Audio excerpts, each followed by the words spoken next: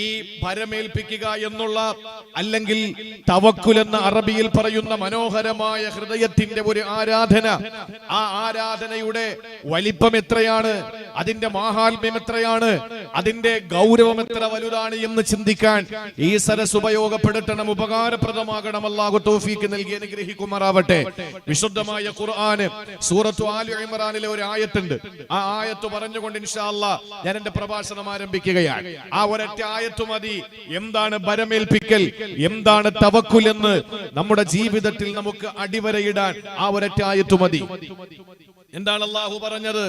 വിശുദ്ധമായ ഖുർആൻ സൂറത്തു ആലി ഇംറാനിലെ 160-160 ആയത്തിലൂടെ അല്ലാഹു തആല പരിചയപ്പെടുത്തുകയാണ്. ഇൻസുറുകുമുല്ലാഹു ഫലാ ഗാലിബ ലക്കും വഇൻ യഖ്ദുലുകും ഫമൻ ദല്ലദീ യൻസുറുകും മിൻ ബഅദി വഅലല്ലാഹി ഫൽയതവക്കലിൽ മുഅ്മിനൂൻ. വിശുദ്ധമായ ഖുർആൻ സൂറത്തു ആലി ഇംറാൻ 3-ാമത്തെ അധ്യായമാണ്. ഫാത്തിഹ കഴിഞ്ഞാൽ, ബഖറ കഴിഞ്ഞാൽ ആലി ഇംറാൻ എന്ന് പറയുന്ന ഇമ്രാന്റെ കുടുംബത്തെ സംബന്ധിച്ച് വിവരിക്കുന്ന അധ്യായമാണ്. ഈ അധ്യായത്തിലെ 160-ാമത്തെ സൂക്തത്തിലൂടെ പടച്ചതമ്പുരാൻ നമ്മോട് പറയുന്നുണ്ട്, ഇൻസുറുകുമുല്ലാഹു ഫലാ ഗാലിബ ലക്കും വഇൻ യഖ്ദുലുകും ഫമൻ ദല്ലദീ യൻസുറുകും മിൻ ബഅദിഹി വഅലല്ലാഹി ഫൽയതവക്കലിൽ മുഅ്മിനൂൻ. അല്ലാഹു പറയുകയാണ്, അല്ലാഹു നിങ്ങളെ സഹായിക്കുന്ന പക്ഷം പടച്ചവൻ നിങ്ങളെ ഏറ്റെടുത്താൽ, അല്ലാഹു നിങ്ങളുടെ കാര്യങ്ങൾ ഏറ്റെടുത്തുകൊണ്ട് അവന്റെ സഹായം നിങ്ങൾക്ക് വന്നാൽ, അല്ലാഹുവിന്റെ സഹായമല്ലേ പ്രിയപ്പെട്ടവരെ നമ്മുടെ ജീവിതത്തിന്റെ മർമ്മപ്രധാനമായത്. അവന്റെ സഹായമില്ലാതെ കണ്ണും നിമവെട്ടാൻ നമുക്ക് കഴിയുമോ? കാലൊന്ന് ചലിപ്പിക്കാൻ നമുക്ക് കഴിയുമോ? വിരളം നനക്കാൻ നമുക്ക് കഴിയുമോ? നമുക്കൊന്ന് ചിന്തിക്കാൻ കഴിയുമോ? ഒന്ന് ചിരിക്കാനും നടക്കാനും ഇരിക്കാനും നിൽക്കാനും കരയാനും നമുക്ക് കഴിയില്ല.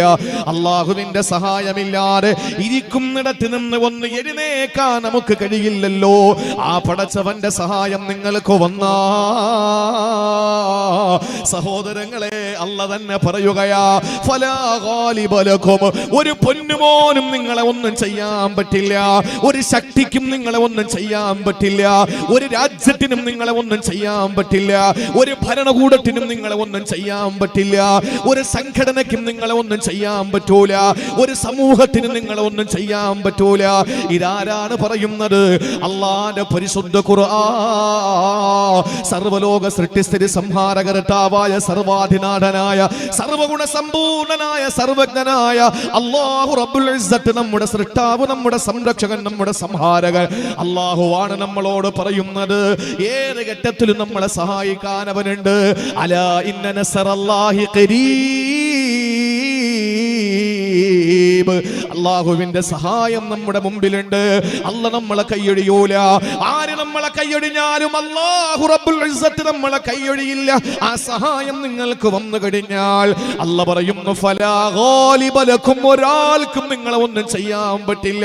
ലോകത്ത് ആരൊക്കെ എന്തൊക്കെ കൂട്ടം കൂടിയാൽ നിങ്ങളെ ഒന്നും ചെയ്യാൻ കഴിയില്ല. ആരൊക്കെ നിങ്ങളെ നശിപ്പിക്കാൻ ശ്രമിച്ചാലും നിങ്ങൾക്ക് നാശമില്ല. എന്നിട്ട് അല്ലാഹു ഒന്നുകൂടി പറഞ്ഞു,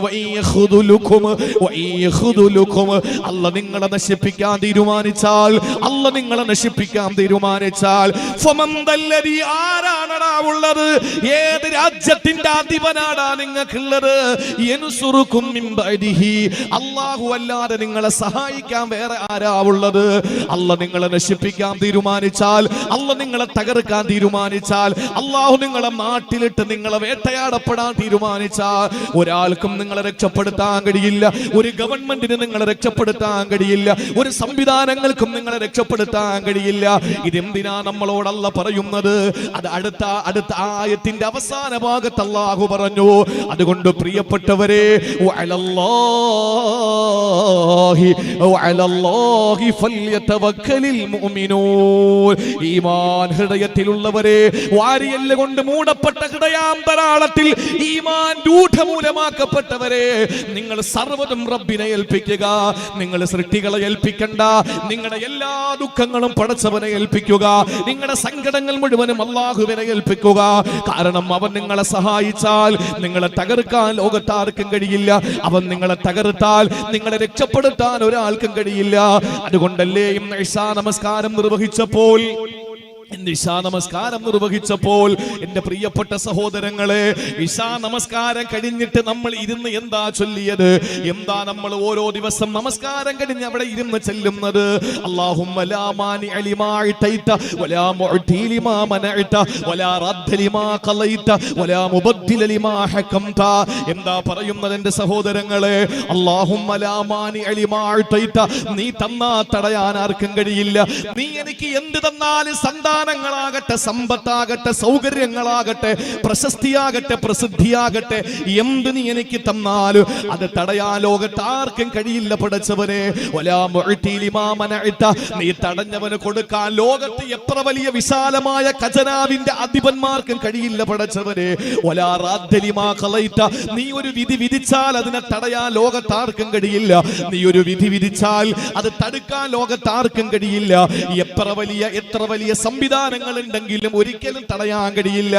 എന്റെ പ്രിയമുള്ളവരെ, പറന്നുയരുന്ന വിമാനം, ആ പറന്നുയരുന്ന വിമാനത്തിൽ നിന്ന് സഹോദരങ്ങളെ, ഒരു പക്ഷേ ആ വിമാനം പറന്നു പോകുമ്പോൾ സമുദ്രത്തിലെങ്ങാനും പതിച്ചു പോയാൽ ആ സമുദ്രത്തിൽ വീണു പോകുന്ന വിമാനം സ്വന്തമായിട്ട് സടകുടഞ്ഞെഴുന്നേക്കാൻ സംവിധാനമുള്ള എത്രയോ കിലോമീറ്ററുകൾക്ക് അപ്പുറത്ത് നിന്ന് വരുന്ന സർവ്വസന്നാഹങ്ങളെയും എല്ലാ സംവിധാനങ്ങളെയും റഡാറിന്റെ സംവിധാനത്തിൽ കണ്ടെത്തിയിട്ട് അതിനെയെല്ലാം നിർവീര്യമാക്കി കളയാൻ കഴിയുന്ന രീതിയിലുള്ള ഇന്ത്യ മഹാരാജ്യത്തിന്റെ സൈന്യാധിപൻ സഞ്ചരിച്ച ആ ഹെലികോപ്റ്ററിലെ തമിഴ്നാട്ടിൽ തകർന്നു വീണത് എന്തേ? അള്ളാഹുവിന്റെ ഒരു തീരുമാനം വന്നാൽ, ആ തീരുമാനം പടച്ചവൻ തീരുമാനിച്ചാൽ, അവന്റെ തീരുമാനം വന്നാൽ എന്തൊക്കെ റഡാറുകൾ ഉണ്ടെങ്കിലും എന്തൊക്കെ ഭൗതിക സംവിധാനങ്ങൾ ഉണ്ടെങ്കിലും ഒന്നും അതിനെ തടയാൻ കഴിയില്ല.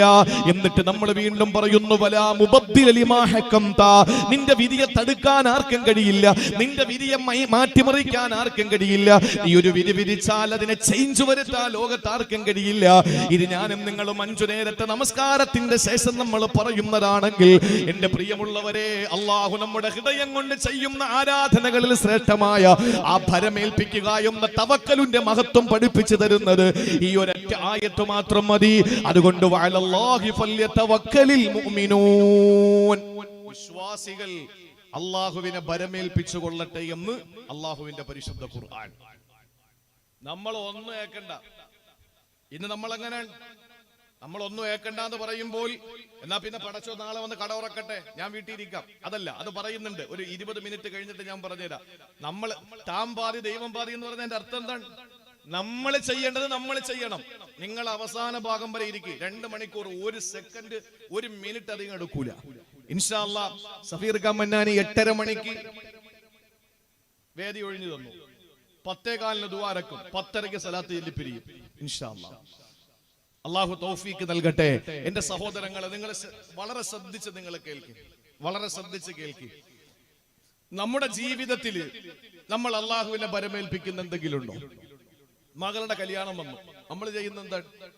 ഈ മകളുടെ കല്യാണം വരുമ്പോ ആദ്യം നമ്മൾ സ്വർണം പണയം വെക്കാൻ നോക്കും. അത് പണയം വെച്ചാൽ അത് നമ്മൾ ഉദ്ദേശിക്കുന്ന പൈസ കിട്ടിയില്ലെങ്കിൽ നമ്മൾ അത് വിൽക്കാൻ നോക്കും.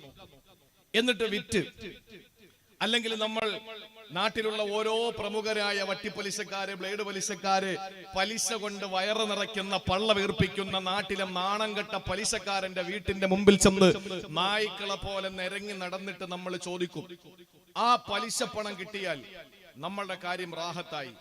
അത് കിട്ടിയില്ലെങ്കിലോ നമ്മൾ ഏതെങ്കിലും ബാങ്കിൽ ലോൺ എടുക്കും, അല്ലെങ്കിൽ മറ്റ് സംവിധാനങ്ങൾ ചെയ്യും. ഇതൊന്നും ചെയ്തിട്ട് നമ്മുടെ കാര്യങ്ങൾ നടക്കാതെ വരുമ്പോ നമ്മൾ എന്താ ചെയ്യുന്നത്? നമ്മൾ പരമാവധി എന്തൊക്കെ ചെയ്യാൻ പറ്റും അതൊക്കെ ചെയ്യും. ഞാൻ വിശദീകരിക്കുന്നില്ല. വിശദീകരണവും തഫ്സീറും ബയാനും കൂടിയാൽ വിഷയം നമുക്ക് പൂർത്തിയാക്കാൻ പറ്റില്ല. അങ്ങനെയൊക്കെ ചെയ്ത് അവസാനം നടക്കാതെ വന്നു, കല്യാണത്തിന്റെ ദിവസമെത്തി. ആ സമയത്ത് നമ്മൾ പറയുന്നത് എന്താ? വീട്ടില് കോലായിൽ, വീടിന്റെ സിറ്റ് ഔട്ടിൽ കസേര പിടിച്ചിട്ട് പൊട്ടിക്കരഞ്ഞുകൊണ്ട് വീട്ടിൽ മണിയറ ഒരുക്കേണ്ട റൂമിനകത്ത് മകള് കിടക്കുമ്പോ അടുക്കളയിൽ നിന്ന് പാത്രങ്ങൾ പുറക്കി എറിയുകയാണ് ഉമ്മ. കാരണം ഒരു ഭാഗത്ത് സങ്കടം, ഒരു ഭാഗത്ത് ദേഷ്യം, എന്ത് ചെയ്യാനാണ്? അങ്ങനെയൊക്കെ ഇരിക്കുമ്പോ വാപ്പ പറയുന്നൊരു വാക്കുണ്ട്, ഇനി എല്ലാം പടച്ചവന്റെ കയ്യിൽ. ഏത്? ചേലയിലെ പലിശക്കാരൻ കഴിഞ്ഞ് മൂഴിയിലെ ബ്ലേഡ് പലിശ, ഞാൻ ഒരു ഉദാഹരണം പറയാണ് കേട്ടാ. പലിശക്കാരൻ കഴിഞ്ഞ് നാട്ടിലുള്ള എല്ലാ ബാങ്കും കഴിഞ്ഞ് എല്ലാ ലോൺ കിട്ടുന്ന പ്രദേശങ്ങളും കഴിഞ്ഞ് അവസാനം നമ്മൾ കൊടുക്കുന്ന ഒരു വില നമ്മുടെ പടച്ചോന്, നമ്മുടെ പാച്ചോൻ അങ്ങനത്തെ ഒരു കാര്യം വേണ്ട. പാച്ചോൻ ആദ്യം ഏൽപ്പിച്ചിട്ട് പോകാൻ പറ്റുമെങ്കിൽ പോയാൽ മതി, ഇല്ലാതെ അള്ളാഹ്ക്ക് നമ്മുടെ ഇതൊന്നും വേണ്ട. അള്ളാഹ് നമ്മുടെ കാര്യം ഏറ്റെടുക്കും. എന്തു വേണം? ആദ്യം നമ്മൾ റബ്ബിനെ ഏൽപ്പിക്കണം, ആദ്യം നമ്മൾ പടച്ചവനെ ഏൽപ്പിക്കണം. അള്ളാഹുവേ, ഞാൻ എന്റെ മകളുടെ വിവാഹമാണ്, നീ സഹായിക്കണം, എന്റെ കയ്യിൽ ഒന്നുമില്ല, നീ തന്നാലേ എനിക്ക് നിറയൂ, നീ തടുത്താൽ ആരും തന്നാലും എനിക്ക് തികയില്ല, നീ വിധിച്ചാൽ ആ വിധിയെ മാറ്റാൻ ആർക്കും കഴിയില്ല. അതുകൊണ്ട് റബ്ബേ, എന്റെ മകളുടെ വിവാഹമാണ്, എല്ലാ സ്ത്രീകളെ പോലെയും എന്റെ മകൾക്കും ആഗ്രഹങ്ങളുണ്ട്, വികാരമുണ്ട്, വിചാരമുണ്ട്, എനിക്കും ആഗ്രഹങ്ങളുണ്ട്. അതുകൊണ്ട് ഞാൻ തേടുകയാ റബ്ബേ, എന്നെ കൈയൊഴിയല്ലേ അല്ലാ എന്ന് പറഞ്ഞിട്ട് ഇറങ്ങി നോക്ക്, ഇറങ്ങി നോക്ക്. നിന്റെ മകളെ കൂട്ടത്തിൽ 2 പെണ്ണുങ്ങളുടെ കെട്ടിക്കാനുള്ള പൈസ നിനക്ക് വരും. അതാണ് തവക്കുൽ എന്ന് പറയുന്നത്. റബ്ബിനെ ഏൽപ്പിക്കണം, നമ്മൾ ഏറ്റെടുക്കരുത്. മുഖത്തൊരു മുഖക്കുരു വന്നു, മെഡിക്കൽ സ്റ്റോർ, ആദ്യമൊക്കെ അത് പല രീതിയിലും ക്രീമൊക്കെ ഇട്ട് പോകുമെന്ന് കരുതി, പോയില്ല. ഹോസ്പിറ്റലിൽ ചെന്ന് കാണിച്ചപ്പോൾ പറഞ്ഞു, ഒരു പ്രത്യേക ക്രീം എഴുതി കൊടുത്തു, അതിട്ടിട്ടും പോകുന്നില്ല. എന്നിട്ട് അവസാനം സംശയം വന്നപ്പോ അത് വേറൊരു ഹോസ്പിറ്റലിൽ കൊണ്ടുവന്ന് കാണിച്ചു. അവര് പറഞ്ഞു, ഞങ്ങൾക്ക് സംശയമുണ്ട്. അങ്ങനെ അവസാനം ആ സംശയമുണ്ടെന്ന് പറഞ്ഞ ഡോക്ടർ റെഫർ ചെയ്തു. അങ്ങനെ ഒരു ഹോസ്പിറ്റലിൽ പോയി, അവിടെ നിന്ന് കുത്തിയെടുത്ത് പരിശോധിച്ചു. അതിന്റെ റിപ്പോർട്ട് വന്നു, പത്തോളജിയിൽ നിന്ന് റിപ്പോർട്ട് വന്നു. അപ്പോഴാണ് പറയുന്നത്, നിങ്ങൾക്ക് ക്യാൻസർ ആണ്. നമ്മൾ എന്താ പറയുന്നത്? ഇനി എന്റെ റബ്ബിന്റെ കയ്യിലാണുള്ളത്, ഇനി പടച്ചവന്റെ കയ്യിലാണുള്ളത്. അങ്ങനെയല്ല, നമ്മൾ ഏത് കാര്യത്തിന് ഇറങ്ങുമ്പോഴും ആദ്യം നമ്മൾ സർവ്വതും സമർപ്പിക്കേണ്ടത് നമ്മുടെ പടച്ചവനാണ്. ആ പടച്ചവനെ ഏൽപ്പിച്ചാൽ എന്തും കാര്യങ്ങളും നിസ്സാരമാക്കി തരാൻ അള്ളാഹുവിന് കഴിവുണ്ട്. കാരണം അവനാണ് ഈ രാജ്യത്തിന്റെ, ഈ ലോകത്തിന്റെ സൃഷ്ടിച്ചത് അള്ളാഹുവാണ്. അവനാണ് ഈ ലോകത്തെ സംരക്ഷിക്കുന്നവൻ, അവനാണ് അവസാനം ഇതിനെ സംഹരിക്കുന്നവൻ. അതുകൊണ്ട് അവന്റെ സഹായമല്ലാതെ വേറെ ഒന്നും നമുക്ക് കിട്ടില്ല. അതുകൊണ്ട് അവനെ ആദ്യം കൊണ്ട് ഏൽപ്പിക്കണം. മഹാന്മാരായ ഉലമാക്കള്, മുത്തവക്കിലീങ്ങൾ അള്ളാഹുവിനെ ബരമേൽപ്പിക്കുന്നതിന് ഒരു ഉദാഹരണം പറയുന്നുണ്ട്. എന്താണെന്നറിയോ? ഒരു മനുഷ്യനെ ശത്രുക്കളെല്ലാം കൂടി ഓടിച്ച് അവസാനം അയാൾ ചെന്ന് ഒരു വലിയ പർവ്വതത്തിന്റെ മുകളിലുള്ള ഒരു കോട്ട, ആ കോട്ടയ്ക്കകത്ത് കയറി. ആ കോട്ടയുടെ അകത്ത് കയറിയപ്പോൾ ഇനി ഒരിക്കലും ഈ ഓടിച്ച ശത്രുക്കൾക്ക് അയാളെ പിടിക്കാൻ കഴിയില്ല. അയാൾ കോട്ടവാതിലടച്ചു. അതിനകത്ത് നിൽക്കുന്ന ആളുകൾക്ക് പുറത്ത് നിൽക്കുന്നവരെ നന്നായിട്ട് കാണാം. ശത്രുക്കൾ അങ്ങനെ നിൽക്കുന്നത് ഈ കോട്ടയ്ക്കകത്ത് നിൽക്കുന്നവൻ കാണുകയാണ്. പക്ഷേ പുറത്ത് നിൽക്കുന്ന ശത്രുക്കൾക്ക് അവനെ കാണാൻ പറ്റുന്നില്ല. അങ്ങനെ അവൻ സുരക്ഷിതനായി കോട്ടയുടെ അകത്തളത്തിൽ നിൽക്കുന്നു. അവിടെ നടക്കുന്ന മുഴുവനും അവൻ ലൈവായിട്ട് കാണുന്നു. പക്ഷെ പുറത്തു നിൽക്കുന്നവർക്ക് ഒരാൾക്ക് പോലും അവനെ ഉപദ്രവിക്കാൻ കഴിയുന്നില്ല. അവൻ എന്ത് ഭയമാവുള്ളത്? ഇതാണ് മുത്തവക്കിലിന്റെ ഭരമേൽപ്പിക്കുന്നവന്റെ ഉപമയെന്ന് മഹാന്മാര് നമ്മളെ പഠിപ്പിക്കുകയാണ്. എന്ന് പറഞ്ഞാൽ അതിന്റെ അർത്ഥം എന്താണെന്നറിയോ? നമ്മൾ അള്ളാഹുവിനെ ഏൽപ്പിച്ചാൽ ആളുകൾ പറയും, എന്താ ചെയ്യാ ഇനി? അതൊക്കെ ആളുകൾ ഇങ്ങനെ പറയും. വല്ലാത്ത കഷ്ടമാണല്ലോ. നമ്മുടെ മനസ്സിൽ എന്താണ്? ശത്രുക്കൾ കോട്ടയുടെ മുന്നിൽ നിൽക്കുന്നത് പോലെ ആളുകളുടെ പറച്ചിലുകൾ, ആളുകളുടെ സംഭാഷണങ്ങളൊക്കെ നമ്മൾ നോക്കിക്കാണും. ഉള്ളില് ഞാൻ സുരക്ഷിതനാണ്, ഞാൻ എന്റെ റബ്ബിനെ ഏൽപ്പിച്ചിരിക്കുകയാണ്, ഇനി എന്റെ റബ്ബ് നോക്കിക്കോളും എന്നൊരുറച്ച വിശ്വാസം. ആ വിശ്വാസം വേണം പ്രിയപ്പെട്ടവരെ. ഇനി അതൊക്കെ ഉണ്ടെങ്കിൽ അങ്ങോട്ട് ജീവിക്കാൻ പറ്റും. മുമ്പൊക്കെ ആണെങ്കിൽ അതില്ലെങ്കിലും അള്ളാഹു അങ്ങ് തട്ടി വിടുമായിരുന്നു. ഇനി അതൊന്നും ഇല്ലാതെ അങ്ങോട്ട് മുമ്പോട്ട് പോകാൻ പറ്റുമെന്ന് ഒരു ധാരണയും നമുക്ക് വേണ്ട, ഒരു ധാരണയും വേണ്ട. അള്ളാഹു നമ്മളെ നന്നാക്കി തരട്ടെ. അതുകൊണ്ട് സഹോദരങ്ങളെ, ജീവിതത്തിൽ നമ്മൾ ഓരോരുത്തരും തവക്കുലുള്ളവരായി മാറണം. 9 ആയത്തുകളിലൂടെയാണ് ഹബീബായ നബി തങ്ങളോട് അല്ലാഹു തആല തവക്കുൽ ചെയ്യാൻ പറഞ്ഞത്. 9 ആയത്തുകളിലാണ് അല്ലാഹു തആല നബി തങ്ങളോട് തവക്കുലാക്കാൻ പറഞ്ഞത്. അതിൽ 4 ആയത്തുകൾ വിശുദ്ധമായ മക്കത്ത് വെച്ച് അവതരിപ്പിക്കപ്പെട്ടതാ.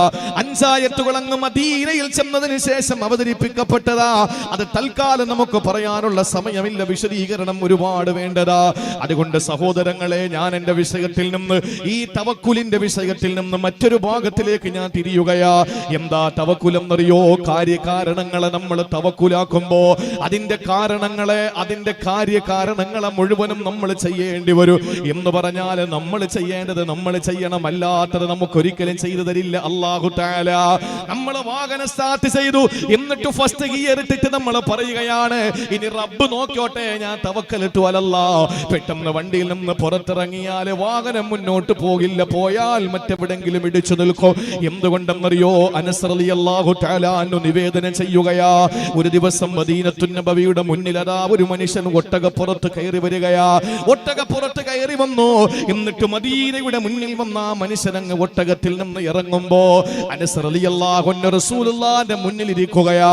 അനസ് റളിയല്ലാഹു പറയുകയാണ്, ഈ മനുഷ്യൻ വന്ന് നബി തങ്ങളോട് ചോദിച്ചു, യാ റസൂലല്ലാഹ്, നബിയേ അതവക്കലു യാ ഹബീബല്ലാഹ്, ഞാൻ അല്ലാഹുവിനെ ഭരമേൽപ്പിക്കട്ടെ നബിയേ, ഞാൻ എന്റെ ഒട്ടകത്തെ റബ്ബിനെ ഏൽപ്പിക്കട്ടെ നബിയേ. ആ സമയത്ത് അല്ലാഹുവിന്റെ ഹബീബ് പറഞ്ഞതെന്തെന്നറിയോ? നീ പെട്ടെന്ന് ചെന്ന് ഒട്ടകത്തെ കെട്ടിയിട്, എന്നിട്ട് നീ അല്ലാഹുവിനെ ഭരമേൽപ്പിക്ക്. നീ ഒട്ടകത്തെ കെട്ടിയിടാതെ അല്ലാഹുവിനെ ഭരമേൽപ്പിച്ചാൽ ഒട്ടകം പോവും. അത് റബ്ബിന് കഴിവില്ലാത്തതിന്റെ പേരിലല്ല, നീ ആദ്യം റബ്ബിനെ ഏൽപ്പിക്കാത്തതിന്റെ പേരിലുള്ള പടച്ചവന്റെ പിണക്കവുമല്ല. പിന്നെ എന്തുകൊണ്ടാണ് ഈ ലോകത്ത് എല്ലാ സബബുകൾ കൊണ്ടാണ് പടച്ചതമ്പുരാൻ കാര്യങ്ങളെ ക്രമീകരിച്ചിരിക്കുന്നത്. അതുകൊണ്ട് നിന്റെ ഡ്യൂട്ടി നീ നിർവഹിക്കണം. നീ ചെന്നിട്ട് ആ ഒട്ടകത്തെ ബന്ധിക്കുക, ബന്ധിച്ചിട്ട് നീ വരിക, എന്നിട്ട് അല്ലാഹുവിനെ ഭരമേൽപ്പിച്ചാൽ എത്ര വർഷം കഴിഞ്ഞാലും ഒട്ടകം അവിടെ തന്നെ ഉണ്ടാകും. അതുകൊണ്ടല്ലേ ഒരു മഹാൻ പറഞ്ഞത്, തവക്കൽ അലർ റഹ്മാനി ഫിൽ അംരി കുല്ലിഹി വലാ തർഗബൻ ഫിൽ അജ്സി യൗമൻ അനി ത്വലബി അലം തറ അന്നല്ലാഹ ഖാല ലിമർയമി വഹുസി ഇലൈകിൽ ജിദ്അ യസാഖതു الرطب ولو شاء أن تجني يهو من غير هزتي جنته ولكن كل شيء له سبب. ആ മഹാൻ പറഞ്ഞ ഈ 3 വരി ബൈത്ത് മതി എന്റെ പ്രിയപ്പെട്ടവരെ. എന്താണ് പറയുന്നത്? തവക്കൽ അലർ റഹ്മാനി ഫിൽ അംരി കുല്ലിഹി, എല്ലാ വിഷയത്തിലും നീ അല്ലാഹുവിനെ ഭരമേൽപ്പിക്കുക. വലാ തർഗബൻ ഫിൽ അജ്സി യൗമൻ അനി തലബി, അല്ലാഹുവിനെ ഭരമേൽപ്പിച്ചു എന്ന് പറഞ്ഞിട്ട് നീ അശക്തനായി ഒന്നും തേടാതെ ഒന്നും ചെയ്യാതെ വീട്ടിനകത്ത് ചടഞ്ഞിരിക്കല്ലേ മോനെ. എല്ലാം നിന്റെ റബ്ബ് നോക്കിക്കോളുമെന്ന് പറഞ്ഞിട്ട് കട തുറന്നിടാതെ നീ വീട്ടിനകത്ത് കയറി കിടക്കല്ലേ. എല്ലാ റബ്ബ് നോക്കിക്കോളുമെന്ന് പറഞ്ഞിട്ട് നീ വാഹനം ഡ്രൈവ് ചെയ്യുമ്പോ സ്റ്റീറിംഗിൽ പിടിക്കാതിരിക്കല്ലേ മോനെ. നീ ഒരിക്കലും ആ വിഷയത്തിൽ അശക്തനാകരുത്. എന്നിട്ട് അല്ലാഹുവിന്റെ ഒരു ഇടപെടൽ പറയുകയാണ്, അലം തറ അന്നല്ലാഹ ഖാല ലിമർയമി വഹുസി ഇലൈകിൽ ജിദ്അ യസാഖതു الرطب. അല്ലാഹുവിനെ നീ കണ്ടിട്ടില്ലേ? മറിയം ബീവിയോട് അല്ലാഹു പറഞ്ഞത് എന്താണ്? ഹുസി ഇലൈകി ബിൽ ജിദ്ഇ, നീ ആ ഈത്തപ്പന കൊലയൊന്ന് പിടിച്ച് ചാക്കി മറിയമേ, എന്നിട്ട് അതിൽ നിന്ന് പെറുക്കി തിന്നു മറിയമേ. സഹോദരങ്ങളെ, അത് എന്താണെന്ന് ഞാൻ പറയാ. വീണ്ടും ആ മഹാൻ പറയുകയാണ്, മറിയം ബീവിയോട് ഈത്തപ്പനയിൽ നിന്ന് കൊല വലിച്ചെടുത്തിട്ട് അതിന്റെ പഴം പറിച്ചെടുത്തിട്ട് അത് ചവച്ച് നീ തിന്നണമെന്ന് അല്ലാഹു ആ മറിയമിനോട് പറഞ്ഞില്ലേ? വലൗ ശാ അൻ തജ്നിയഹു മിൻ ഗൈരി ഹിസ്സതി ജനതുഹു വലാകിൻ കുല്ലു ശൈഇൻ ലഹു സബബു. അല്ലാഹു വിചാരിച്ചിരുന്നെങ്കിൽ, അല്ലാഹുക്ക് കഴിവുണ്ടല്ലോ, അല്ലാഹു തീരുമാനിച്ചിരുന്നെങ്കിൽ, അല്ലാഹു ചിന്തിച്ചിരുന്നെങ്കിൽ മറിയം ബീവിക്ക് ആ കൊലയെ തന്റെ മുന്നിലേക്ക് കൊണ്ടു കൊടുക്കാൻ പറ്റുമായിരുന്നു. പക്ഷെ അല്ലാഹു പറഞ്ഞത്, മറിയമേ നീ അത് പിടിച്ച് ചായ്ച്ചിട്ട് അതിൽ നിന്ന് പറിച്ചു തിന്നാൻ വേണ്ടിയിട്ടാ. ഇതെന്താ സംഭവം എന്നറിയോ? മറിയം ബീവി റളിയല്ലാഹു തആല ഗർഭിണിയായി നമുക്കറിയുമല്ലോ. മറിയം ബീവിയെ ഏറ്റവും കൂടുതൽ ചർച്ച ചെയ്യപ്പെട്ട രാത്രിയാ ഇന്നലത്തെ രാത്രി. അതിലേറെ ചർച്ച ചെയ്യപ്പെട്ട രാത്രിയാണ് സഹോദരങ്ങളെ 6 ദിവസങ്ങൾക്ക് മുമ്പുള്ള ക്രിസ്മസ് രാത്രിയിൽ. ഇന്നലെയും ചർച്ച ചെയ്യപ്പെട്ടു. 6 ദിവസങ്ങൾക്ക് മുമ്പ് ക്രിസ്മസ് രാത്രിയിലും ചർച്ച ചെയ്യപ്പെട്ടു. ഇവിടെ ഞാൻ പറയുന്നു, മറിയം ബീവി റളിയല്ലാഹു തആല എന്ന യേശുവെന്ന ഈസാ നബിയുടെ പ്രിയപ്പെട്ട ഉമ്മ മറിയം ബീവി പരിപൂർണ ഗർഭിണിയായി. എങ്ങനെയാണ്? ദിവ്യഗർഭമാണ്, അള്ളാഹുവിന്റെ ഇടപെടലാണ്. ജിബ്രീൽ അലൈഹിസ്സലാം കുപ്പായത്തിന്റെ ഉള്ളിലൂടെ ഊതിക്കൊടുത്ത് ഗർഭം വന്നതാ. ഇത് ഖുർആനിന്റെ സാക്ഷ്യമാണ്, ഇത് ഖുർആൻ സമ്മതിച്ച കാര്യമാണ്. ആ മറിയം ബീവി റളിയല്ലാഹു തആല അൻഹ ഗർഭിണിയാകുമ്പോ അള്ളാഹുവിനോട് പറയുന്നു, പടച്ചവരെ, ഒരു ഭർത്താവില്ലാത്ത ഞാൻ എങ്ങനെയാണ് ഗർഭിണിയായതെന്ന് ചോദിച്ചാൽ എന്റെ റബ്ബേ, ജനങ്ങളോട് ഞാൻ എന്താ പറയുക? ഇന്ന് വലിയ അത്ഭുതമൊന്നുമല്ല, പക്ഷെ അന്ന് വലിയ അത്ഭുതമാണ്. മാത്രമല്ല, ഹന്നാ ബീവിയുടെ ഇമ്രാന്റെ പൊന്നുമോള് മറിയം ചെറിയ പ്രായം മുതൽ അത്ഭുതങ്ങൾ സൃഷ്ടിച്ച പെണ്ണ. മറിയം ബീവി റളിയല്ലാഹു തആല അൻഹയുടെ കൊച്ചുമ്മയുടെ ഭർത്താവ് സക്കരിയ നബി അലൈഹിസ്സലാം പള്ളിയിലെ ഇമാമായിരിക്കുമ്പോ ആ മെഹ്റാബിനകത്ത് ആ കൊച്ചുകുട്ടിയായി മദ്രസയിൽ പഠനം നടത്തിക്കൊണ്ടിരിക്കുമ്പോ ആ പ്രസംഗ പീഠത്തിൽ മിമ്പറിന്റെ ഭാഗത്ത് മനോഹരമായ സുഭിക്ഷമായ ഫലവർഗ്ഗങ്ങൾ കണ്ടപ്പോ അന്നാലക്കി ഹാദാ, ഇതെവിടെ നിന്ന് കിട്ടി മോളെ എന്ന് ചോദിച്ച കൊച്ചാപ്പയോട് സക്കരിയ നബിയോട് മറിയം ബീവി റളിയല്ലാഹു അൻഹ പറഞ്ഞത്, ഹാദാ ഹുവ മിൻ ഇൻദില്ലാഹ്, ഇതെനിക്ക് എന്റെ റബ്ബ് തന്നതാ. സീസണും അൺസീസണുമുള്ള ഫ്രൂട്ട്സുകൾ നമ്മുടെ മുമ്പിലില്ലേ? ആ സമയത്ത്, ആ കാലത്ത്, ആ നാട്ടിൽ കിട്ടാത്ത ഫലവർഗ്ഗങ്ങൾ അല്ലാഹു അത്ഭുതകരമായി ആകാശത്തിന്റെ കീറുകൾ, ആകാശത്തിന്റെ മറകൾ കീറി അല്ലാഹു തആല ഇറക്കി കൊടുത്ത ചെറിയ പ്രായത്തിൽ തന്നെ അത്ഭുതങ്ങൾ സൃഷ്ടിച്ച പെണ്ണാണല്ലോ മറിയം ബീവി റളിയല്ലാഹു അൻഹ. ആ മറിയം ബീവി പഴച്ചെന്ന് പറയാൻ പറ്റോ? ഇന്ന് ജൂതന്മാര് പറയുന്നുണ്ട് മറിയം ബീവി വ്യഭിചാരിണിയായിരുന്നുവെന്ന്. ഇന്ന് ജൂതന്മാര് പറയുന്നുണ്ട് അവർ വേശ്യയായിരുന്നു എന്ന്. ഏത് ജൂതനാണോ? ഇസ്രായേൽ പ്രതിദാനം ചെയ്യുന്ന ജൂതന്മാര് പറയുന്നുണ്ട്. അമേരിക്ക പ്രതിദാനം ചെയ്യുന്ന ക്രൈസ്തവ സഭകളുടെ നേതാവായ മറിയം ബീവി എന്ന ആ പ്രിയപ്പെട്ട മാതാവ് വേശ്യയായിരുന്നു എന്ന്. എന്നിട്ടോ ആ വേശ്യ എന്നവരുടെ പ്രിയപ്പെട്ട ദൈവത്തിന്റെ മാതാവിനെ തെറിവിളിക്കുന്നവരോട് കൂട്ടുകൂടുന്നത് ഇസ്ലാമിനെ തകർക്കാനാ. അതാണ് പറയുന്നത്, ആദർശത്തിന്റെ പാപ്പരത്വമാണ്, വിവരം വെക്കാത്തൊരു തലം സമൂഹമാണ്. അങ്ങനെ ആ ജൂതന്മാര് ആക്ഷേപിക്കുമ്പോൾ, ജൂതന്മാര് വിമർശിക്കുമ്പോൾ ഇസ്ലാം പറഞ്ഞത് എന്താണ്? ഇല്ല, മറിയം ബീവി ഗർഭിണിയായത് അള്ളാഹുവിന്റെ ഇടപെടൽ മൂലമാണ്. അവര് വേശ്യാവൃത്തി നടത്തിയില്ല, അവരഭിസാരികയല്ല, അവരൊരിക്കലും ശരീരം വിറ്റവരല്ല. എങ്ങനെയാണ് അള്ളാഹുവിന്റെ ഇടപെടൽ വന്ന് ഗർഭിണിയായി? ആ സമയത്ത് അവർ അള്ളാഹുവിനോട് പറഞ്ഞു, യാ ലൈതനീ മിത്തു ഖബ്ല ഹാദാ വകുന്തു നസിയം മൻസിയാ.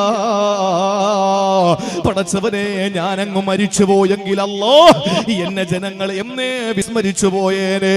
ഞാൻ എന്ത് മറുപടിയാ റബ്ബേ പറയുക? ഞാൻ എന്ത് മറുപടിയാ തമ്പുരാനെ ജനങ്ങളോട് പറയുക? ഇതാര് തന്ന ഗർഭമെന്നാ പറയുക? ആ സമയത്ത് അല്ലാഹു അതിനെപ്പറ്റിയല്ല മറുപടി കൊടുത്തത്. മറിയം ബീവിയോട് അതൊക്കെ ഞാൻ നോക്കിക്കോളാമെന്നല്ല പറഞ്ഞില്ല. മറിയം ബീവി റളിയല്ലാഹു തആല അൻഹയോട് അല്ല പറഞ്ഞത്, ലാ തഹ്സനി, വിഷമിക്കണ്ട മോളെ, വിഷമിക്കണ്ട മോളെ. വിശക്കുന്നുണ്ടല്ലേ, ദാഹിക്കുന്നുണ്ടല്ലേ? ഒരു പേറ്റ് നോവുള്ള പെണ്ണ്, ഒരു ഗർഭിണിയായ പെണ്ണിന് എന്തെല്ലാം മോഹങ്ങൾ കാണും, അവൾക്ക് എന്തൊക്കെ ആഗ്രഹങ്ങൾ കാണും, തിന്നാനും കുടിക്കാനും, അവൾക്ക് ഇഷ്ടമുള്ള ആഹാരം വാങ്ങിക്കൊടുക്കാൻ ഭർത്താവ് ഓടി നടക്കുന്നത് കണ്ടിട്ടില്ലേ? അതുകൊണ്ട് തന്നെ പ്രിയപ്പെട്ടവരെ, അല്ല ചോദിച്ചു, മോളെ നിനക്ക് ഭർത്താവില്ലല്ലോ, നിനക്ക് വല്ലാത്ത ദാഹമുണ്ടല്ലേ? അതുകൊണ്ട് ഒരു കാര്യം ചെയ്യുക, ഈ പർവ്വതത്തിന്റെ താഴ്ഭാഗത്ത് ഒരു നല്ല കളകളാരവം മുഴങ്ങുന്ന ഒരു ചെറിയ അരുവിയുണ്ട് മറിയമേ, അവിടെ ചെല്ല്, നീ അതിൽ നിന്നൊരു കൈക്കുമ്പിൾ വെള്ളം എടുത്തു കുടിക്കേ.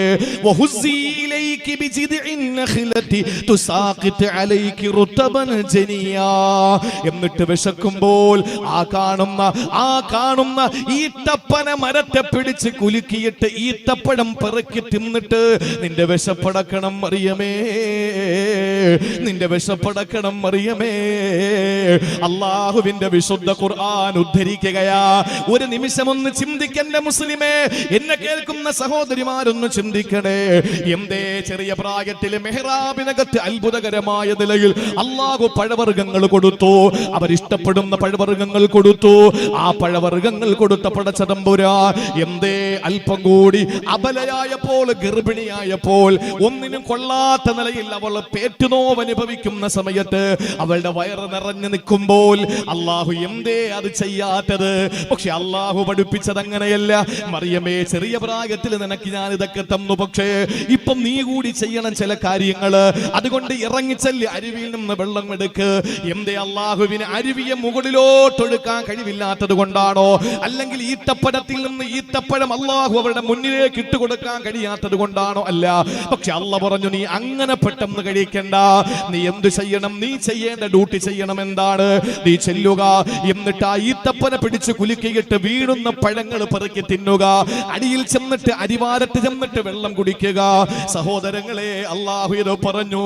അതാണ് ആ മഹാൻ പറയുന്നത്, അലം തറ അന്നല്ലാഹ ഖാലാലി മറിയമീ വഹുസീ ഇലൈകിൽ ജദ്അ യസാഖതുർതബൂ. അല്ലാഹു വേണമെങ്കിൽ നിനക്ക് ഇതൊക്കെ തരാമായിരുന്നു. പക്ഷെ അല്ലാഹു എന്തു പറഞ്ഞു? മറിയമേ, നീ പോയി പെറുക്കി തിന്നാൻ പറഞ്ഞു. നീ പോയി അതിനെ ഓരോന്നെടുത്തിട്ട് നീ ഒന്ന് തിന്ന് എന്ന് അല്ലാഹുവിന്റെ കൽപ്പന. അപ്പൊ നമ്മൾ ചെയ്യണം.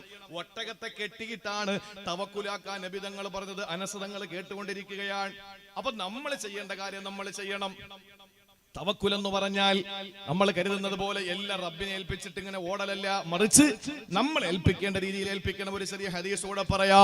ആരംഭപൂവായ നബി തങ്ങൾ പറയുകയാണ്, ലൗ അന്നകും തതവക്കലൂന അലല്ലാഹി ഹഖ തവക്കുലിഹി ലറസഖകും കമാ യുർസഖു ത്വയ്ർ തഗ്ദു ഖിമാസം വതറൂഹു ബിതാനാ. എന്തായി പറയുന്നത്? ലൗ അന്നകും തതവക്കലൂന അലല്ലാഹി ഹഖ തവക്കുലി. നിങ്ങൾ തവക്കുൽ ചെയ്യേണ്ട പ്രകാരം നിങ്ങൾ തവക്കുൽ ചെയ്താൽ, ഭരമേൽപ്പിക്കേണ്ട പ്രകാരം നിങ്ങൾ ഭരമേൽപ്പിച്ചാൽ, ലറസഖകും, നിങ്ങൾക്ക് അല്ലാഹു ഭക്ഷണം തരും. കമാ യുർസഖു ത്വയ്റു, പാറി പറക്കുന്ന പറവകൾക്ക് ഭക്ഷണം കൊടുക്കും പോലെ അല്ല നിങ്ങൾക്കും ഭക്ഷണം തരും. എങ്ങനെയാ പറവകൾക്കല്ല ഭക്ഷണം കൊടുക്കുന്നത്? തഗ്ദു ഖിമാസ, രാവിലെ ഒട്ടിയ വയറുമായി പോകും. വതറൂഹു ബിതാന, നിറവയറുകളുമായി വൈകുന്നേരം കൂടണായി. ഇതല്ലേ പക്ഷികള്? പക്ഷികൾക്ക് എവിടെയെങ്കിലും കല്യാണം ഉണ്ടോ? പക്ഷികൾക്ക് അന്നദാനം ഉണ്ടോ? പക്ഷികൾക്ക് പൊതിച്ചോറ് കൊടുക്കോ? പക്ഷികൾക്ക് എവിടെയെങ്കിലും ആരെങ്കിലും സദ്യ വിളമ്പുന്നുണ്ടോ? ഇതൊന്നുമില്ല. രാവിലെ തഗ്ദു ഖിമാസ, ഒട്ടിയ വയറുമായിട്ട് പറന്ന് നടക്കും. തറൂഹു ബിത്താന, സായാഹ്നത്തിൽ നിറവയറുമായി തിരികെ വരുന്നു. ഇതുപോലെ നിങ്ങൾക്കും അല്ല ഭക്ഷണം തരും. അപ്പൊ ചിന്തിക്കും, എടാ, അപ്പൊ ഞാൻ ഏൽപ്പിക്കേണ്ട വിധം ഏൽപ്പിച്ചാൽ പക്ഷികൾക്ക് കൊടുക്കും പോലെ അല്ലാഹു തരുമെങ്കിൽ പിന്നെ ഞാനെന്തിന് കഷ്ടപ്പെടണം? ഒരു സൂഫിയായ മനുഷ്യൻ, അയാള്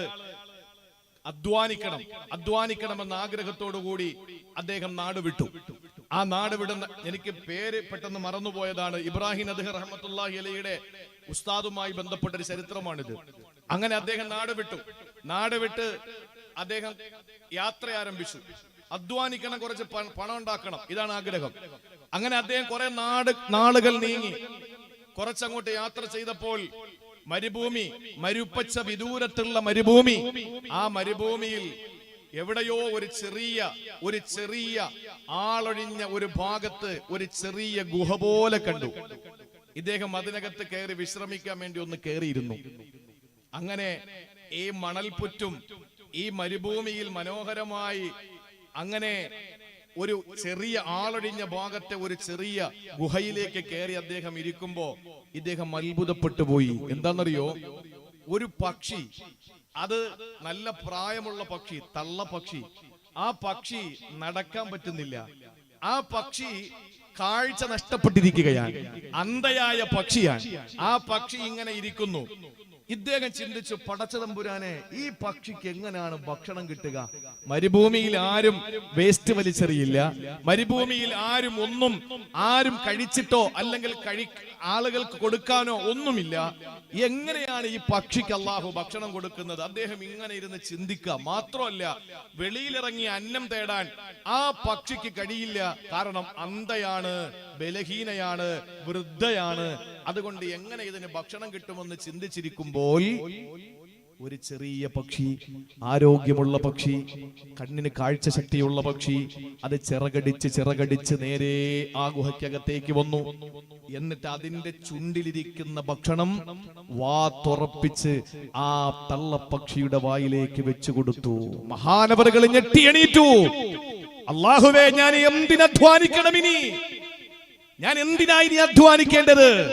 മരുഭൂമിയിൽ, മരിപ്പച്ച വിദൂരമായ മരുഭൂമിയുടെ മടിത്തട്ടിൽ ആരാലും എത്തപ്പെടാത്ത, അനധിവിദൂര സാധ്യത പോലുമില്ലാത്ത, ഒരു മനുഷ്യൻ കടന്നു വരാത്ത, അന്ധയായ, പ്രായം ചെന്ന ഈ പള്ളപ്പക്ഷിക്ക് അല്ലാഹുവേ നിനക്ക് ഭക്ഷണം കൊടുക്കാൻ കഴിയുമെങ്കിൽ ഞാൻ എന്തിനായി ഇനി അധ്വാനിക്കാൻ പോകുന്നത്? എന്റെ സമയം ബാക്കി കൂടി ഞാൻ ഇനി ആരാധനയ്ക്ക് വേണ്ടി മാറ്റിവെക്കാൻ പോവുകയാണ്. ആ സമയത്താണ് അദ്ദേഹം അവിടെ നിന്ന് ഇത് ചിന്തിച്ചുകൊണ്ട് യാത്ര തിരിച്ചു. നേരെ തിരിച്ച് യാത്ര പറഞ്ഞ മഹാന്റെ മുമ്പിലെത്തി. ആ മഹാന്റെ മുമ്പിലെത്തുമ്പോൾ ആ മഹാൻ ചോദിച്ചു, എന്തേ നീ തിരികെ വന്നത്? അപ്പൊ അദ്ദേഹം പറഞ്ഞു, ഞാൻ ഇന്ന കാഴ്ചകൾ കണ്ടു, അതുകൊണ്ട് തിരിച്ചു വന്നു. അള്ളാഹുവിന് ഇത്രയും കഴിവുണ്ടെങ്കിൽ പിന്നെ ഞാൻ അന്നം തേടി ഓടേണ്ട കാര്യമുണ്ടോ? ആ സമയത്താണ് ആ മനുഷ്യന്, സൂഫിയായ മനുഷ്യനോട് ആരിഫായ അടുത്ത മനുഷ്യൻ ചോദിച്ചത്. ആ മനുഷ്യൻ സാത്വികനാണ്. അദ്ദേഹം ചോദിച്ചു, എടാ മണ്ട, നീ എന്തായി കാണിച്ചത്? നീ തിരികെ വന്നതെന്താ? ആ തള്ളപ്പക്ഷിക്ക് അള്ള ഭക്ഷണം കൊടുക്കുന്നെങ്കിൽ നിനക്കും തരുമല്ലോ എന്ന് ചിന്തിച്ചിട്ട് നീ അവിടെ നിന്ന് വന്നു. എന്തേ നീ ഇത്ര ബലഹീനനായി പോയി? നീ എന്തുകൊണ്ടാ ആ പറന്നിറങ്ങിയ ചെറിയ പക്ഷിയെ പോലെ ആകാത്തത്? ആ ചെറിയ പക്ഷിയെ പോലെ നിനക്കാകാമായിരുന്നല്ലോ. നിനക്ക് ആ ചെറിയ പക്ഷിയിൽ നിന്ന് ഗുണപാഠം ഉൾക്കൊണ്ടുകൊണ്ട് നീ അധ്വാനിച്ചിട്ട് ഇതുപോലെ കഷ്ടപ്പെടുന്നവർക്ക് നിനക്ക് അന്നമെത്തിച്ചു കൊടുക്കാൻ കഴിയുമായിരുന്നല്ലോ. അതാണ് ചേലയിൽ തങ്ങൾ ചാരിറ്റബിൾ ട്രസ്റ്റ് ഇവിടെ സംവിധാനിച്ചിട്ടുള്ളത്. പാവങ്ങളെ സഹായിക്കണം. പാവങ്ങൾക്ക് അല്ലാഹു, എല്ലാരും അങ്ങനെ ചിന്തിച്ചാലുള്ള അവസ്ഥ ഒന്ന് ആലോചിച്ച് നോക്ക്. ഇപ്പൊ പാവങ്ങൾക്ക് അരി കൊടുക്കാൻ ആളുണ്ട്, പൊരി കൊടുക്കാൻ ആളുണ്ട്, എല്ലാ ആളുകളുണ്ടല്ലോ. അപ്പൊ അല്ലാഹു എനിക്കും തരുമെന്ന് പറഞ്ഞ് വീട്ടിൽ കയറിയാൽ ഇത് കൊടുക്കുന്ന ആരാ? അപ്പൊ ഒരു വിഭാഗം കൊടുക്കുന്നവരെ പോലെ ആകണ്ടേ? അപ്പൊ അള്ളാഹു അവർക്ക് കൊടുക്കുന്ന പ്രതിഫലം എന്താണ്? അള്ളാഹു അവർക്ക് ഭക്ഷണവും കൊടുക്കും, അതിനുള്ള പ്രതിഫലവും കൊടുക്കും. മറ്റൊരു വിഭാഗത്തിനുള്ള ഭക്ഷണം മാത്രമേ കൊടുക്കുന്നുള്ളൂ. അതുകൊണ്ട് തള്ളപ്പക്ഷിയെ പോലെ ആകാൻ ശ്രമിച്ച നീ എന്തുകൊണ്ട് ആ ചെറിയ പക്ഷിയെ പോലെ നീ ആകാൻ തീരുമാനിച്ചില്ല എന്ന് ചോദിച്ച മഹാനായ ആ സാത്വികനായ മനുഷ്യന്റെ കഥ ഞാൻ നിങ്ങളുടെ മുന്നിൽ പറഞ്ഞിട്ട് പറയുന്നു, സഹോദരങ്ങളെ, നമ്മൾ ചെയ്യേണ്ട കാര്യം നമ്മൾ ചെയ്യണം. ബാക്കി റബ്ബ് തരും. മൂസാ നബി അലൈഹിസ്സലാം നമ്മൾ പറയാണ്, നീയൊക്കെ നമ്മൾ ചെയ്യേണ്ട കാര്യം നമ്മൾ ചെയ്യണം. ബാബരി മസ്ജിദ് അതുപോലെ മറ്റുള്ള പ്രശ്നങ്ങളൊക്കെ വരുമ്പോ അതൊക്കെ അള്ള നോക്കും. പിന്നെ അള്ളാഹ്ക്ക് മേശരി പണിയല്ലേ ജോലി, വന്നിട്ട് ചാന്തൂരി അടിക്കേ. നമ്മൾ ചെയ്യേണ്ടത് നമ്മൾ ചെയ്യണം. അതിന് നമുക്ക് തെളിവുണ്ട് വിശുദ്ധ ഖുർആനിൽ. കലീമുല്ലാഹി മൂസാ നബി അലൈഹിസ്സലാത്തു വസ്സലാം ഒരു ചെറിയ പ്രശ്നമുണ്ടായി നാട്ടിൽ, അറിയുമല്ലോ. ഫറോവ സാമ്രാജ്യത്തോട് വെല്ലുവിളിച്ചു. മൂസാ നബി അലൈഹിസ്സലാമിനോട് അല്ലാഹു പറഞ്ഞു, ഫഅസ്രി ബിഇബാദി ലൈലൻ ഇന്നകും മുത്തബഊൻ. അല്ല പറഞ്ഞ വാക്ക് നിങ്ങളൊന്ന് ചിന്തിച്ചേ. ഫഅസ്രി ബിഇബാദി ലൈലാ ഇന്നകും മുത്തബഊൻ. ഫഅസ്രി, അല്ലയോ മൂസ നബിയേ, നിങ്ങൾ രാത്രി യാത്ര പോകൂ. ബിഇബാദി, എന്റെ ദാസന്മാരെയുമായിട്ട് നിങ്ങൾ രാത്രിയിൽ യാത്ര ചെയ്യ്. കാരണം ഇന്നകും മുത്തബഊൻ, ആളുകൾ നിങ്ങളെ പിന്നാലെ വരും. അതുകൊണ്ട് രാത്രി ആരും കാണാതെ നിങ്ങൾ യാത്ര ചെയ്യണമെന്ന് മൂസാ നബിയോട് അല്ലാഹു പറഞ്ഞതെന്താ? പകല് പിന്നാലെ വരുന്ന ഫറോവയുടെ സാമ്രാജ്യത്തെ പിടിച്ചു നിർത്താൻ നമ്മുടെ റബ്ബിന്റെ ശക്തി പോരാഞ്ഞിട്ടാണോ? അല്ല. നമ്മൾ ചെയ്യേണ്ടത് നമ്മൾ ചെയ്യണം. അതുകൊണ്ട് മൂസ നബിയെ, സമൂഹമേ, എന്റെ സമൂഹത്തെയും കൊണ്ട്, എന്നെ വിശ്വസിച്ച എന്റെ പ്രിയപ്പെട്ട ബനൂ ഇസ്രായേലികളെയും കൊണ്ട് നിങ്ങൾ രാത്രി യാത്ര ചെയ്യണം. കാരണം ഇന്നക്കും മുത്തബഊൻ, നിങ്ങളെ പിൻപറ്റിയിട്ട് നിങ്ങളെ പിന്നാലെ ആളുകൾ വരുന്നുണ്ട്, ഫിർഔനും കൂട്ടരും വരുന്നുണ്ട് എന്ന് പറഞ്ഞത് എന്തുകൊണ്ടാ? നമ്മൾ ചെയ്യേണ്ട ഡ്യൂട്ടി നമ്മൾ നിർവഹിക്കണം എന്നുള്ളത് കൊണ്ടാ. മൂസാ നബി അലൈഹി സ്വലാത്തു വസ്സലാമിന് ശക്തമായ എതിർപ്പ് വന്നു. അവിടെ നിന്ന് നാട് വിട്ടു. അങ്ങനെയാണ് മൂസാ നബി അലൈഹി സ്വലാത്തു വസ്സലാം പല യാത്രകളും അങ്ങനെ നടത്തിയിട്ടുണ്ട്. മദിയനിലേക്ക് പോയി ശുഐബ് നബിയുടെ മോളെ വിവാഹം കഴിച്ചത് അതുപോലത്തെ യാത്രയാണ്. ബനൂ ഇസ്രായേലികളെ അടിമച്ചങ്ങലയിൽ നിന്ന് ബന്ധനസ്ഥരായിരുന്ന ബനൂ ഇസ്രായേലികളെ മോചിപ്പിച്ചുകൊണ്ട് വിമോചന പോരാളിയായി മഹാനായ മൂസാ നബി അലൈഹി സ്വലാത്തു വസ്സലാം വിപ്ലവം സൃഷ്ടിച്ചുകൊണ്ട് ഒരു സമൂഹത്തെ രക്ഷപ്പെടുത്തി. ചെങ്കടലിൽ ഒരു സമൂഹത്തിന്റെ ദാർഢ്യം അവസാനിപ്പിക്കപ്പെട്ട ഒരു യാത്രയും ഇതേപോലെ രാത്രിയിലാണ്. അപ്പൊ രാത്രിയിൽ നിങ്ങൾ യാത്ര ചെയ്യും, കാരണം ആരും നിങ്ങളെ പിന്നാലെ വരില്ല എന്നല്ല പറഞ്ഞു. പക്ഷേ അള്ളാഹു പിന്നാലെ വിട്ടു ജനങ്ങളെ, എന്നിട്ട് രക്ഷപ്പെടുത്തി കാണിച്ചു കൊടുത്തു. ചിന്തിച്ചു നോക്ക്. അള്ളാഹു രക്ഷപ്പെടുത്തി കൊടുത്തു. എങ്ങനെ? നിങ്ങൾ രാത്രി പൊയ്ക്കോളാൻ പറഞ്ഞു. രാത്രി പോയിട്ടും അള്ളാഹു ശത്രുക്കളെ പിന്നാലെ വിട്ടു, എന്നിട്ട് രക്ഷപ്പെടുത്തി കാണിച്ചു കൊടുത്തു. കാരണം നിങ്ങൾ ചെയ്യേണ്ട ഡ്യൂട്ടി നിങ്ങൾ ചെയ്യണം, ഞാൻ ചെയ്യേണ്ട ഡ്യൂട്ടി ഞാൻ ചെയ്തോളാം. അതാണ് ലൗ അന്നകും തതവക്കലൂന അലല്ലാഹി ഹഖ്ക തവക്കുലി ലറസഖകും കമാ യുർസഖു തൈറു തഖദു ഖിമാസം വതറൂഹു ബിതാന. പ്രഭാതമാകുമ്പോൾ ഒട്ടി വയറുമായി പോകുന്ന പക്ഷിക്കുഞ്ഞുങ്ങൾ വൈകുന്നേരം സായാഹ്നത്തിൽ കൂടുകളിലേക്ക് അണയുന്നത് നിറവയറുമായിട്ടാണ്. നമുക്ക് ഇത് കണ്ടിട്ട് എന്നാ പിന്നെ പക്ഷികളെ പോലെ തവക്കുൽ ചെയ്യാമെന്ന് ചിന്തിച്ചാൽ ചെയ്തോളീൻ. പക്ഷേ ഒരു കാര്യം നിങ്ങൾ ചെയ്യണം. ഈ ഹദീസ് നിങ്ങളൊന്ന് ശ്രദ്ധിച്ചോ. എന്താ പറഞ്ഞത്? ലൗ അന്നകും തതവക്കലൂന അലല്ലാഹി ഹഖ്ക തവക്കുലിഹി. ഏൽപ്പിക്കേണ്ട പ്രകാരം നിങ്ങൾ ഏൽപ്പിക്കണം. ആ ഏൽപ്പിക്കേണ്ട പ്രകാരം അതെങ്ങനെയാണ്? അതാണ് അടുത്ത് പറഞ്ഞ തഖദു ഖിമാസ. രാവിലെ ഒട്ടി വയറുമായിട്ട് പോകും. തറൂഹു ബിത്താന, രാത്രി നിറഞ്ഞ വയറുമായിട്ട് വരും. അപ്പൊ കൊള്ളാലോ. അതെ, പക്ഷെ നിങ്ങൾ ഒട്ടി വയറുമായിട്ട് പക്ഷികൾ പോകുന്നത് പോലെ നിങ്ങളും വീട്ടിൽ നിന്ന് ജോലിക്ക് വേണ്ടി പോകണം. അപ്പം നിങ്ങൾക്ക് നിറഞ്ഞ വയറുമായി തിരിച്ചു വരാം. അല്ലാതെ വീട്ടിൽ കയറി കഥ ചിരുന്നാൻ പറ്റൂല. അതാണ് ഹഖ്ക തവക്കുലിഹി. ചെയ്യേണ്ട പ്രകാരം ചെയ്യണമെന്ന് പറഞ്ഞാൽ അവിടെ പക്ഷികൾ ഡ്യൂട്ടി നിർവഹിക്കുന്നുണ്ട്. തവക്കുലിന് ഈ ഒരു ഹദീസ് എന്തിനാ പരിചയപ്പെടുത്തിയത്? പക്ഷികളുടെ ഡ്യൂട്ടി നിർവഹിക്കുന്നുണ്ട്. ആ ഡ്യൂട്ടിയാണ് തഖദു ഖിമാസ. അവര് രാവിലെ പോകുന്നത് അവരുടെ ഡ്യൂട്ടി നിർവഹിക്കാൻ വേണ്ടിയിട്ടാണ്. അങ്ങനെ ചുരുക്കത്തിൽ നമ്മുടെ ജീവിതത്തിൽ നമ്മൾ ചെയ്യേണ്ട കാര്യം ഇനി ഒന്നുകൂടെ ഞാൻ പറയാം. അള്ളാഹു എന്തെങ്കിലുമൊക്കെ സൗഭാഗ്യങ്ങൾ തരും. നമ്മൾ ചെയ്യേണ്ട ഡ്യൂട്ടി നമ്മൾ ചെയ്യണം. എന്തുകൊണ്ടെന്നറിയോ? നൂഹ് നബി അലൈഹി സ്വലാത്തു വസ്സലാമിനെ അള്ളാഹു തആല പരീക്ഷിച്ചു. ജനങ്ങൾ മുഴുവനും നൂഹ് നബിയെ കാണുമ്പോ ചെവിയില് ഈ വിരല് തിരികെ കയറ്റിയിട്ട് ഓടുമായിരുന്നു. ചെവിയിൽ വിരല് തിരികെ കയറ്റിയിട്ട് ഓടുമായിരുന്നു. നിന്റെ പ്രസംഗമൊന്നും എനിക്ക് കേൾക്കണ്ടടാന്ന് പറഞ്ഞിട്ട് ഓടുമായിരുന്നു. അന്ന് തുടങ്ങിയ സമൂഹം ഇന്നുണ്ടല്ലോ. നമ്മളൊന്ന് ചിന്തിച്ചു നോക്കിയേ. നമ്മളിപ്പോ ഒരു നാട്ടില് വിശുദ്ധ ഖുർആൻ പറയാൻ പോയാൽ എത്ര ആളുണ്ടാവും? നേരെ മറിച്ച് ഏതെങ്കിലും ഒരു സിനിമാ നടൻ വന്നാൽ, അദ്ദേഹം വന്ന് എന്തെങ്കിലുമൊക്കെ പൊട്ടാസ് വെച്ചിട്ട് പോയാൽ എത്ര ആളുകളാ കൂടുക? അപ്പൊ എന്താണ് ഇതിന്റെ അർത്ഥം? ഒരു സമൂഹത്തിന് ഇപ്പോഴും ഖുർആൻ അരോചകമാണ് എന്നാണ്, ഹദീസുകൾ അരോചകമാണ് എന്നാണ്. ദീൻ പഠിക്കാൻ നമ്മൾ ഒരു വേദിയിൽ പോയി നമുക്കറിയാത്തൊരു കാര്യം പഠിച്ചിട്ട് നമ്മൾ അവിടെ നിന്ന് എഴുന്നേറ്റ് പോകുമ്പോ അത് നമ്മുടെ ജീവിതത്തിൽ കൊണ്ടുവരുമ്പോ ഇനി അറിയാത്ത കാര്യങ്ങൾ അല്ലാഹു പഠിപ്പിച്ചു കൊടുക്കും. അത് അള്ളാഹുവിന്റെ ശൈലിയാണ്. നമ്മൾ പഠിക്കില്ല, അതുകൊണ്ട് അല്ലാഹു പഠിപ്പിക്കില്ല. പഠിച്ചാലും പോരാ, അമല് ചെയ്താലേ അടുത്തത് പഠിപ്പിക്കുള്ളൂ.